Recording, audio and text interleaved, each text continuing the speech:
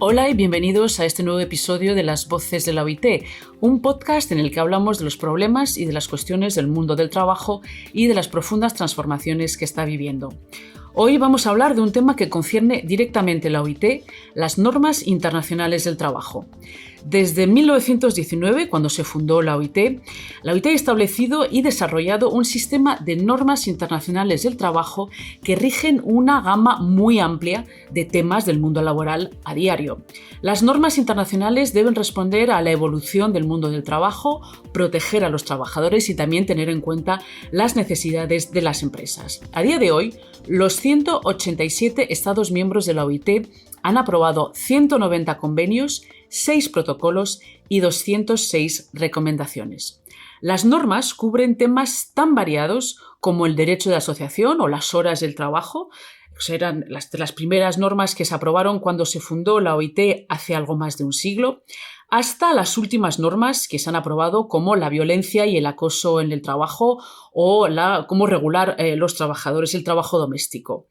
Para hablar de este tema estamos hoy con Claudia Esperanza Berch, especialista de la OIT en Derecho del Trabajo. Hola Claudia, muchas gracias por estar con nosotros hoy. Hola Isabel, gracias a ti por invitarme, un placer. Bueno, pues vamos a empezar por lo básico. ¿Qué son las normas internacionales del trabajo? ¿Cuál es su objetivo general y por qué son tan importantes? Las normas internacionales del trabajo son instrumentos jurídicos que son preparados por los mandantes tripartitos de la OIT y establecen principios y derechos básicos en el trabajo. Podemos hablar de 3 tipos diferentes de normas internacionales del trabajo. Están los convenios, los protocolos y las recomendaciones. Y la diferencia más grande entre ellos es que mientras que los convenios y los protocolos son tratados internacionales que son jurídicamente vinculantes, es decir, que generan obligaciones una vez que los estados los ratifican, las recomendaciones, por el contrario, son orientaciones, son directrices no vinculantes. A veces están asociadas a un convenio y a veces no.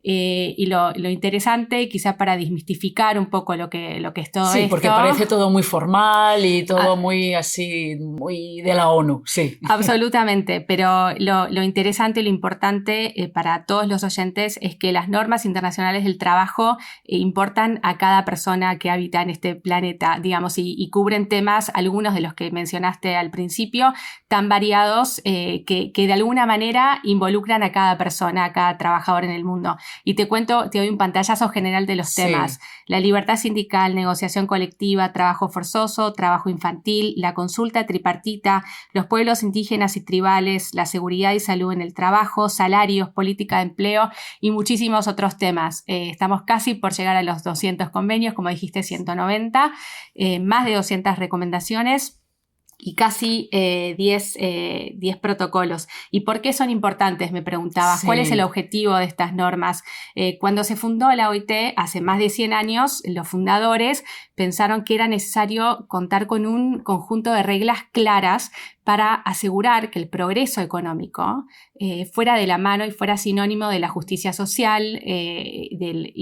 Proteger a los trabajadores también. Absolutamente. Y bueno, las normas internacionales del trabajo vendrían a ser como el componente jurídico de la estrategia de la OIT para lograr el trabajo decente y la justicia social para todos.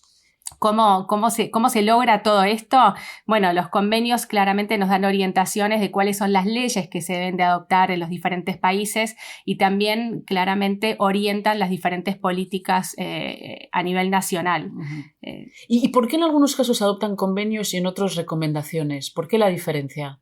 Bueno, para empezar, las discusiones son todas tripartitas, claro, sí. Tiene que haber acuerdo. Hay que recordar que tripartita y mandante es parte de la estructura de la OIT, es decir, que tripartita quiere decir que están los gobiernos, los representantes de los empleadores y los representantes de los trabajadores. Con eso queremos decir tripartita y por eso dentro de la OIT siempre hay mucha discusión, no es solamente un organismo que delibera e impone leyes. Absolutamente. Todo o casi todo, me atrevería a decir, en la OIT se hace de forma tripartita.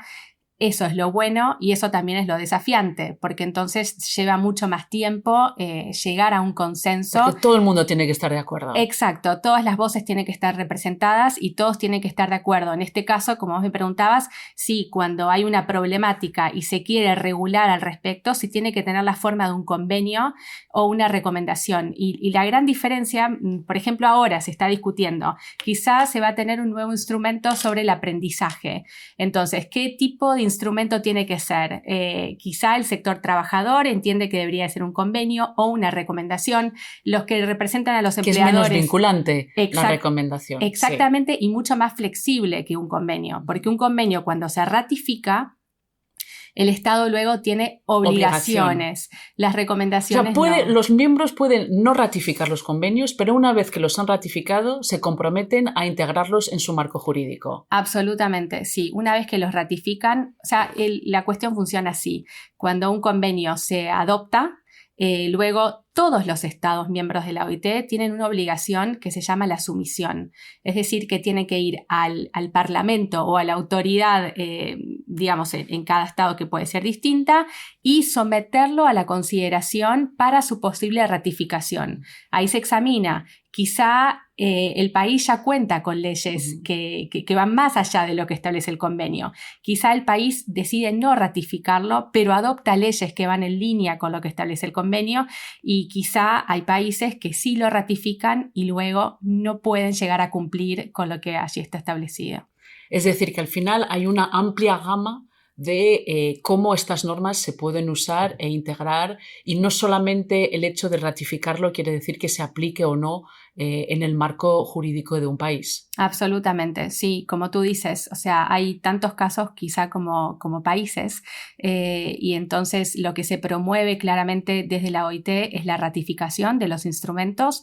Lo que se quiere es que se ratifiquen estos para después que los órganos de control de la OIT puedan justamente controlar el cumplimiento de estas normas ratificadas por los diferentes estados. Hablemos justamente del control. ¿Cómo se controlan estas normas? Porque está muy bien esto de aprobar cosas, pero luego hay que mirar sobre el terreno que se están aplicando. Absolutamente. Bueno, aquí quizá convenga diferenciar dos cosas. Una es el control regular que se hace de la aplicación de las normas internacionales del trabajo, y otros son los que se llaman los procedimientos especiales. El control regular, como veníamos hablando, un Estado ratifica un convenio y luego tiene que enviar lo que aquí en la jerga de la OIT se llama las memorias. Entonces, será cada 3 o cada 6 años dependiendo del tipo de convenio. De los 190 convenios que hoy contaste, sí, hay 11 que son considerados fundamentales, son de fundamental importancia. Eso quiere decir que los estados cada 3 años tienen que informar... Todos los estados. Los estados que lo ratifican. Que lo han ratificado. Exacto. Sí. Los estados que ratificaron estos 11 convenios tienen que informar cada 3 años cuáles son las medidas que están tomando para aplicar las disposiciones de los convenios. ¿Y quién controla todo esto? Para desmistificar un poco, hay una comisión de expertos que está compuesta por 20 juristas que vienen de todas partes del mundo, que son bien jueces en lo laboral o bien del mundo académico. Vienen una vez a Ginebra, se reúnen durante 2-3 semanas y examinan la aplicación, cómo cada estado va aplicando los convenios ratificados. Estos 20 expertos se reúnen, examinan y sacan conclusiones y formulan recomendaciones a cada estado. Luego, digamos, si uno mira el informe de la Comisión de Expertos del año pasado, uno casi que se asusta porque son unas 3.000 páginas. Porque tienen que ir caso por caso, país por país, sí. Pero imagino que ahí hay algunos casos que son obviamente de incumplimiento. Entonces, ¿qué se hace en ese momento? Bueno, hay diferentes maneras en las que la Comisión de Expertos puede expresar interés por evoluciones y desarrollos positivos, o bien expresar preocupación, y en diferentes grados, ¿no? Preocupación por las violaciones a los derechos, a las disposiciones de los convenios. Y lo que sucede es esto: ese informe de la Comisión de Expertos luego se envía a la atención de otra comisión, que es la Comisión de Aplicación de Normas de la Conferencia Internacional del Trabajo, y esta comisión, que es tripartita... Que también se reúne una vez al año. Exacto, sí, todos los meses de junio de todos los años. ellos extraen de este libro tan grande, digamos, de 3.000 hojas, casi siempre son entre 20 y 25 casos que consideran que son más urgentes. Exacto, y los que se deben debatir en la Conferencia Internacional del Trabajo, para luego hacer qué, para luego recomendarle y guiar a cada uno de estos estados cuáles son las medidas que tienen que tomar para dar efectiva aplicación a lo que establece el convenio.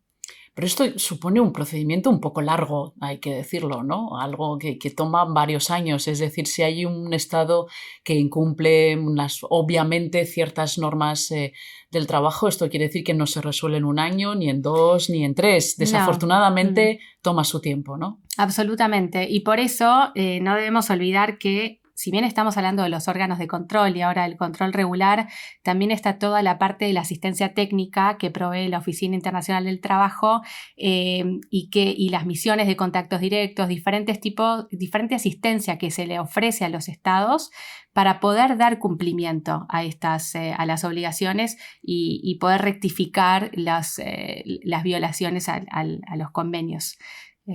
Sí. Por ejemplo, tú eres especialista en libertad sindical. En este tema, ¿cómo se está llevando en este momento el tema de las normas, el cumplimiento, el control? Danos un ejemplo un poco más concreto de cómo funciona todo esto. Bueno, qué bueno que me preguntas eso, porque hablamos hasta ahora del control regular, pero luego están lo que en la jerga nacional se llama una denuncia, una queja, una reclamación. Entonces, en la OIT están previstas en la Constitución determinados mecanismos que se pueden poner en procedimiento. Por ejemplo, una queja ante el Comité de Libertad Sindical. ¿Qué es esto? Hay dos de los convenios fundamentales que hablamos hoy que tienen que ver con la libertad sindical y la negociación colectiva. Y cualquier organización de trabajadores en el mundo, nacional o internacional, o organización de empleadores, pueden presentar una queja ante el Comité de Libertad Sindical en la que alegan que hay incumplimientos a estos convenios fundamentales. La libertad sindical, más allá de estar reconocida y que tengamos un convenio fundamental, aparece en el preámbulo de la Constitución de la OIT. O sea, es algo fundamental absolutamente, de la Organización Internacional del Trabajo. Absolutamente. Y por eso, si bien hoy hablamos de la ratificación de los convenios, lo que importa a nivel de la libertad sindical es que el Comité de Libertad Sindical acepta y examina quejas de todos los Estados miembros de la OIT sin importar si el Estado ratificó o no los convenios de la libertad sindical. Por eso, actualmente, el comité se creó hace 71 años. Sí, o sea, después de la fundación de la OIT. Absolutamente, se fundó la OIT, después se adoptaron los convenios de la libertad sindical y la negociación colectiva y al poquito tiempo de haberse adoptado esos convenios estaba claro que se necesitaban órganos de control específicos que pudieran examinar quejas sobre esos temas. Entonces, en estos 71 años, el comité ha examinado más de 3.000 quejas, más de 3.000 casos. Muchísimo. Y en este momento tiene para examinar aún unos 150 casos, algunos de ellos que tienen que ver con violaciones graves a la libertad sindical.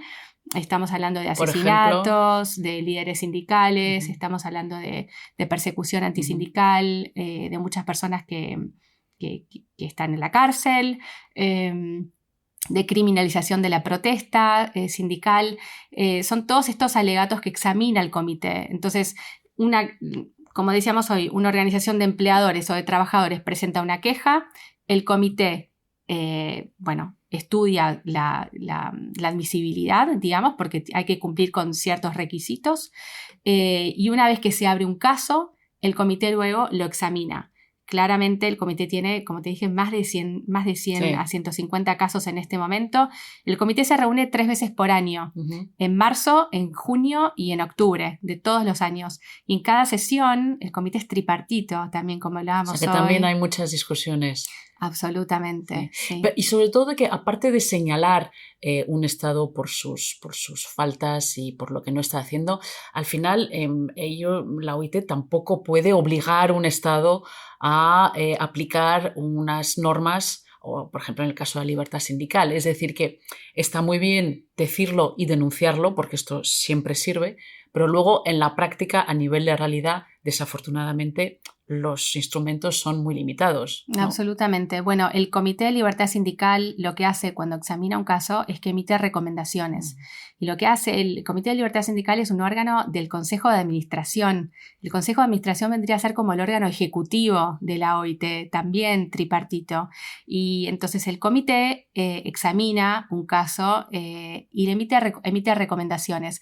Puede decidir, por ejemplo, que entiende que o bien no se presentaron suficientes pruebas para demostrar los alegatos, o bien es una cuestión que el comité decide que no necesita volver a examinarla.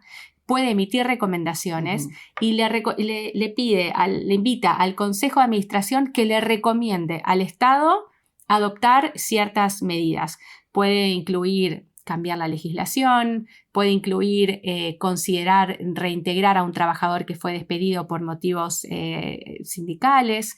Hay recomendaciones de una amplia gama y lo cierto es que debe de haber siempre confianza en todos los órganos de control de la OIT, hay buena fe y bueno, lo que emiten los diferentes órganos de control son recomendaciones. Y estas recomendaciones luego pueden ser usadas desde un punto de vista jurídico por las personas que están en los propios países, incluso aunque no concierne su propio país, pero les da una argumentación jurídica para luego, imagino, actuar en sus propios países, ¿no? Absolutamente. Y muchas veces cuando el Comité de Libertad Sindical examina quejas, se da cuenta que los propios tribunales a nivel nacional han citado y utilizan como parte del razonamiento para llegar a una sentencia las recomendaciones de los órganos de control de la OIT. Porque son los que más experiencia tienen y los que pueden establecer unas normas en temas a veces muy complejos y muy técnicos. Absolutamente. Antes hablábamos de la amplia gama de temas que tocan las normas internacionales del trabajo.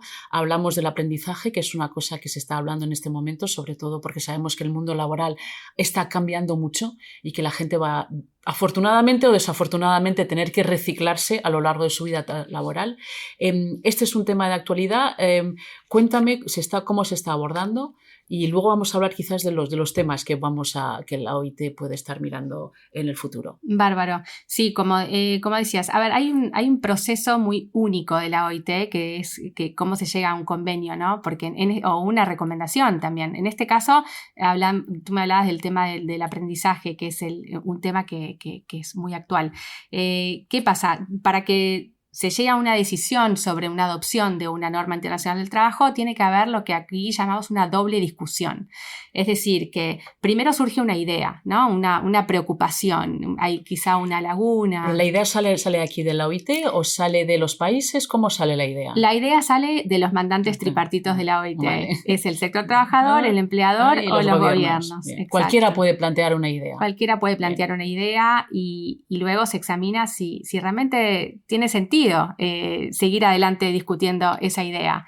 Entonces ahí lo que hace es que se le pide, el Consejo de Administración, el órgano ejecutivo de la OIT, decide que la próxima Conferencia Internacional del Trabajo, o sea, ¿no? en junio todos los junios de todos los años, trate ese tema, discute ese tema. Entonces, para ello se le pide a la Oficina Internacional del Trabajo que prepare un informe. Y en este informe va a tener que dar cuenta de las diferentes prácticas a nivel de los diferentes estados. ¿Cuáles son las leyes? Hay una labor de investigación por parte de la OIT sobre cómo se lleva a cabo, cómo se trata este tema particular, por ejemplo, el tema del aprendizaje en los Estados miembros. Absolutamente. Primero hay una labor de investigación que la hace la Oficina Internacional del Trabajo. Luego esta investigación, este documento se comparte con los mandantes tripartitos y luego hay una primera discusión en la conferencia. En este caso del aprendizaje que tú me decías, la primera discusión tuvo lugar en junio de 2022. A raíz de esa discusión, la oficina de vuelta elaboró otro documento, se volvió a compartir con los mandantes y se recomienda que en este junio de 2023 se adopte una recomendación, es decir, que la norma tiene la forma de una recomendación sobre el aprendizaje. este es un poco el dinamismo, ¿no? Bueno, un año tampoco es tanto. Yo estaba esperando que los plazos fueran un poquito más largos todavía. Un año entre la primera discusión y la segunda discusión. Sí. Pero sí es verdad que a veces lo que lleva más tiempo es llegar a un acuerdo, llegar a un consenso sobre cuál es el tema que se debe tratar en la conferencia. ¿Por qué? ¿Hay lagunas? ¿No hay lagunas? ¿Está claro lo que se quiere lograr o no está claro? Y de vuelta, como hablábamos al principio, ¿qué tipo de instrumento? ¿Debería de ser algo que obliga a los estados o algo que simplemente opere, funcione como una guía? Como una guía. Y en esto tendría que decirte que, bueno, por una parte, desde el 2015 hay un mecanismo que es importante que todos sepamos que existe, que es el mecanismo de examen de normas. Se reúnen todos los meses de octubre de cada año y ellos examinan un poco aquellos instrumentos que ya no son más relevantes para el mundo del trabajo de hoy en día, quizá algunos que se adoptaron hace 90 años. Sí, obsoletos, que ya no sirven de nada. Exacto, superados. Y después, claramente, estos convenios pueden derogarse o las recomendaciones pueden eliminarse. Y por otra parte, ahí también hay discusiones sobre cuáles son los temas que sí deberían de tratarse, ¿no? Como tú decías hoy, el mundo del trabajo va cambiando. Exacto. A una velocidad súper vertiginosa, las formas de trabajo van cambiando y las normas internacionales del trabajo deberían... Aunque sea de una forma más lenta, pero deberían estar ahí siguiendo y normalizando y dando un marco a todos estos cambios tan brutales que muchas veces significan, en algunas ocasiones, que los derechos de los trabajadores se vulneran, porque a veces los cambios no van para mejor, desafortunadamente. Absolutamente. Y las normas internacionales del trabajo deben de seguir siendo relevantes para el mundo del trabajo cambiante, ¿no? Y bueno, en estas discusiones que han tenido lugar en los últimos años, yo puedo compartirte un poco qué es lo que se va a examinar o qué es lo que se va a estudiar en los próximos 5 o 7 años, una cosa así. Bueno, a ver, como decíamos recién, junio de 2023, segunda discusión sobre el aprendizaje.